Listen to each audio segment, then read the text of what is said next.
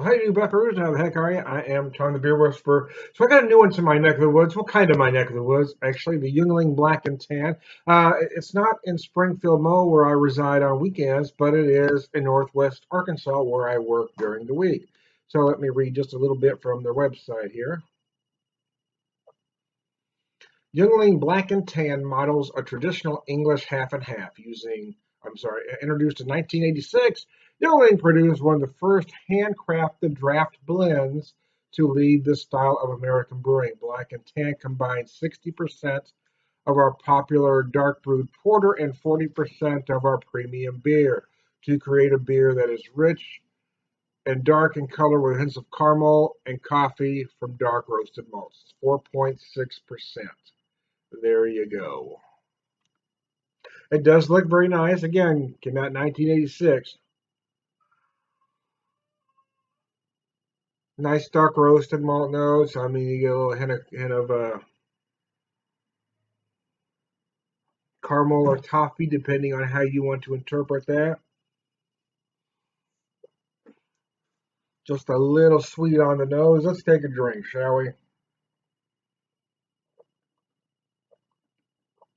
Oh, oh, nice. I'll be honest with you. If I would have had this back in 1986, I probably would have thought it was one of the greatest beers I had in my young drinking life.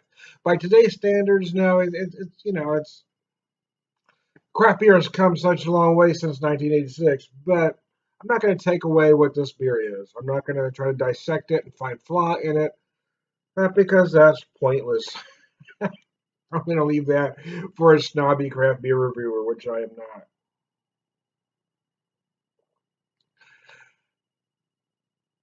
It's a local flavor, right? I can drink this and understand why folks from this neck of the woods love it. I mean, no matter what region you're from, you always have that one thing that you and everybody else in that neck of the woods loves, and nobody else does.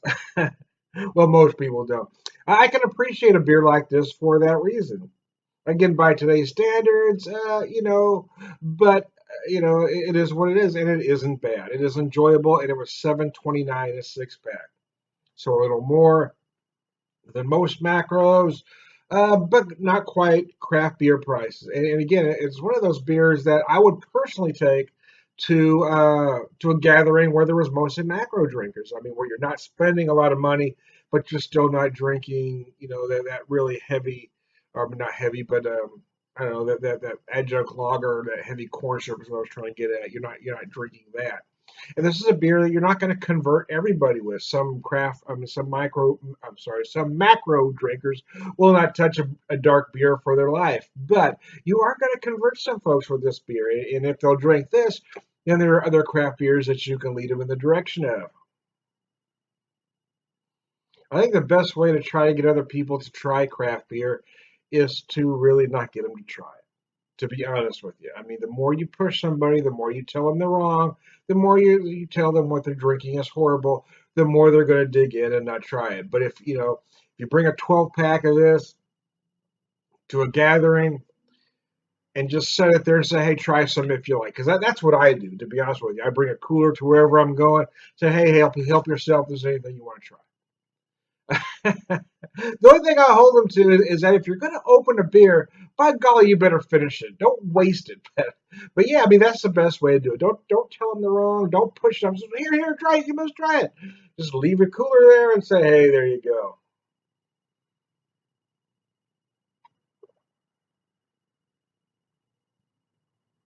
It does dry up cleaner than I expected. And it is very nice. I remember having a black and tan, Michael Shea's black and tan, bottle black and tan. It's probably the first bottle black and tan I had back in the mid to late 90s. I can't remember an exact year, somewhere between 95 and 98.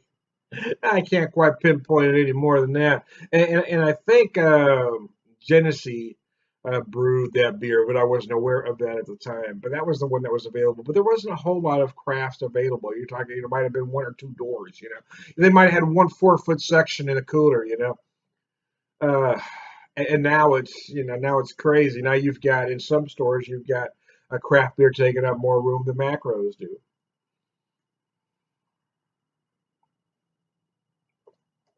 But yeah, I'm not gonna go beer geek on this beer. Quite frankly, it's enjoyable. I like it. It's a nice beer. Will I buy it all the time? Probably not. But it does have a certain flavor, right? I mean, it does give you some nice dark notes. It is only 4.6%, and the body isn't heavy. I mean, it's a fairly light bodied beer, even though it's dark and has a lot of flavor. So I mean, it is one that I would take to a card game, for instance.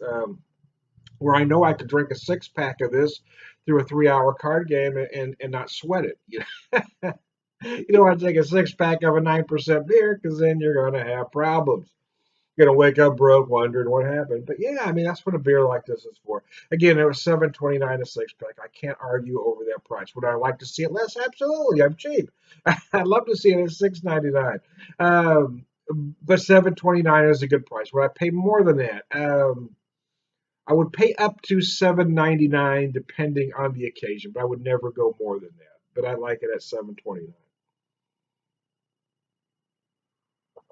So the burning question is, will I buy it again?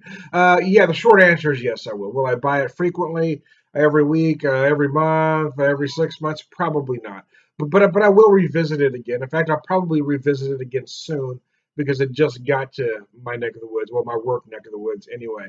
So yeah, I'll probably this is my first six pack, and I drank one yesterday after work just to try it, and quite frankly, I enjoyed it. And then I finally had a chance to do a video today, so I'm going to go through this first six pack rather quick.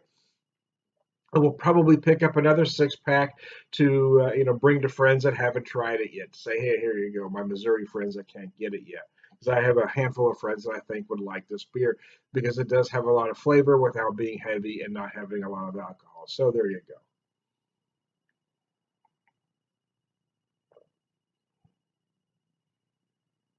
I mean, would I prefer a black and tan poured correctly in a pub? Absolutely. But for a bottle of black and tan, quite frankly, this is rather enjoyable. I am Tom the Beer Whisperer, Beer Evangelist, prolific beer drinker.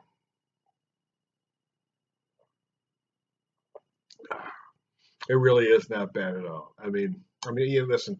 If I tried to dissect it, I could probably find a flaw or two. But what's the point, right? And I think that's a lot of what a lot of beer reviewers today miss is that it's one reason I don't call myself a beer reviewer because a beer reviewer is basically a critic. Movie reviewer is a movie critic. Book reviewer is a book critic. Your sole purpose is to find something wrong and then say, well, it's good, but this is wrong with it. I don't do that. I don't want to do that. I just want to enjoy the damn beer, and this is a very enjoyable damn beer. I am done a beer whisperer, beer evangelist, prolific beer drinker, purveyor of wisdom, and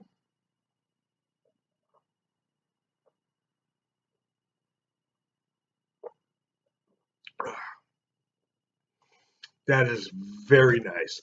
All around good guy. You all have a good one. Let me find my button there. Button, man. Have a good one.